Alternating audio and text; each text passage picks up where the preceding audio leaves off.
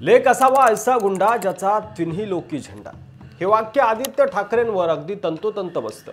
आजोबा व वडिलांची संपत्ती, ठाकरे या ब्रँड नावाचा वारसा, कॅबिनेट मंत्रीपद आणि राज्यात दबदबा, भ्रष्टाचार मुक्त आणि निष्कलंक प्रतिमा। मात्र या चारित्र्यावर आता शिंतोडे उडायला सुरुवात झाली आहे। आदित्य ठाकरेंनी दिशा सालियांचा बलात्कार केलाय का? तिच्यावर गँगरेप झालाय का? त्यानंतर तिची हत्या केली गेली आहे का? की हा आरोप, हा दावा राजकीय सुडातून केला गेलाय? काय आहे नेमकं प्रकरण आणि दिशेच्या वडिलांनी कोर्टात काय म्हटलंय? कशासाठी धाव घेतलीये? चला तर सविस्तर बघूयात। नमस्कार, तुम्ही पाहताय मराठी मंडळी। 28 वर्षीय दिशा सालियान ही सुशांत सिंह राजपूतची मॅनेजर होती। 9 जून 2020 रोजी पहाटे 2 वाजता इमारतीवरून पडून दिशा सालियांचा मृत्यू झाला असं तेव्हा सांगण्यात आलं होतं। त्याच्या 5 दिवसानंतर म्हणजे 14 जून 2020 रोजी सुशांत सिंह राजपूत त्याच्या घरात गळफास घेतलेल्या अवस्थेत आढळून आला होता। त्यावेळी दोघांच्याही मृत्यूबाबत वेगवेगळ्या चर्चा समोर येत होत्या। दरम्यान आता खुद्द दिशाच्या वडिलांनी कोर्टात याचिका दाखल करून त्यांच्या मुलीवर गँगरेप करून हत्या झाल्याचे आरोप करत थेट आदित्य ठाकरे यांचं नाव घेतल्यानं या प्रकरणाला वेगळं वळण लागलंय, ज्याचे पडसाद ही आता महाराष्ट्राच्या राजकारणात नक्कीच उमटतील यात शंका नाही।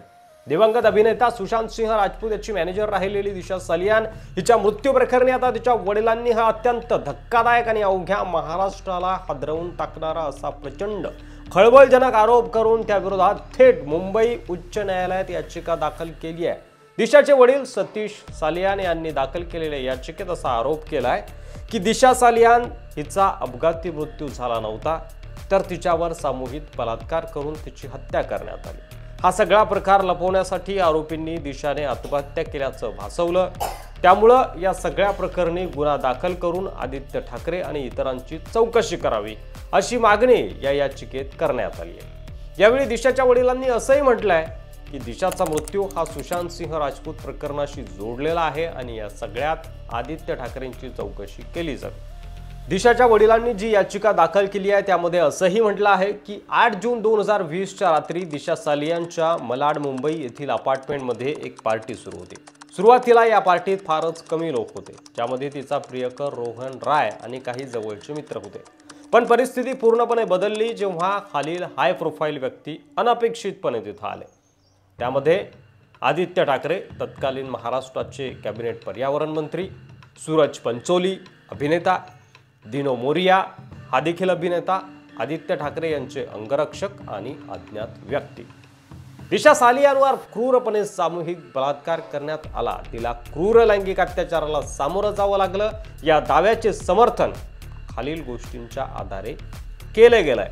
पहिली गोष्ट म्हणजे प्रत्यक्षदर्शींचे अहवाल, दुसरी गोष्ट म्हणजे फॉरेन्सिक विसंगती, ज्यात जून महिन्यातील शारीरिक हल्ल्याचे संकेत आहेत जे अधिकृत पोस्टमॉर्टम रिपोर्टमधून जाणून बुजून वगळण्यात आले, योग्य शवविच्छेद न करता घाईघाईने अंत्यसंस्कार करणं यासह फॉरेन्सिक पुरावे नष्ट करण्याचा प्रयत्न करणं। आता दिशाने घडल्या प्रकाराची कुठेही वाच्यता करू नये यासाठी तिची हत्या करण्यात आली। सामूहिक बलात्काराच्या या घृणास्पद कृत्यानंतर गुन्हेगारांना समजलं की दिशाला जिवंत ठेवता येणार नाही, कारण ती गुन्हा आणि संबंधितांची ओळख उघड करेल। तिने या गुन्ह्याची वाच्यता करू नये यासाठी तिची हत्या करण्यात आली असं तिच्या वडिलांचं मत आहे।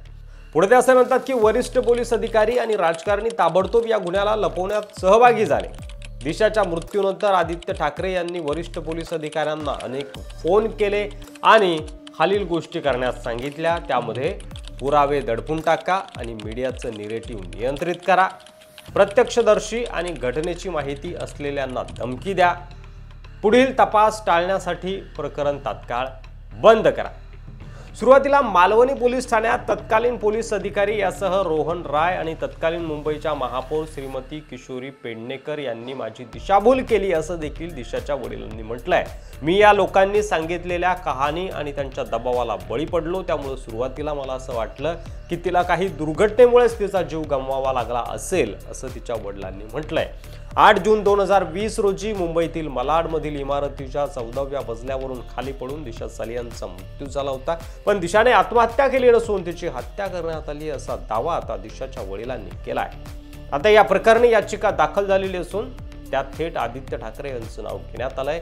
त्यामुळे या प्रकरणाचं गांभीर्य वाढलेलं आहे। हा राजकीय डाव आहे की यात खरंच काही सत्यता आहे हे चौकशी अंती समोर येईलच। मात्र एकेकाळी सत्तेत असताना देवेंद्र फडणवीस यांना जेलमध्ये टाकण्याची तयारी सुरू होती असं सांगितलं जातं। आता त्यांनाच जेलमध्ये जावं लागणार का? राजकीय सुडापायी किंवा केलेल्या कृत्यापायी ही वेळच ठरवेल। यावर तुम्हाला काय वाटतंय? तुमचं मत अवश्य कमेंट करा आणि मराठी मंडळीवर नवीन असाल तर सबस्क्राईब करा। धन्यवाद।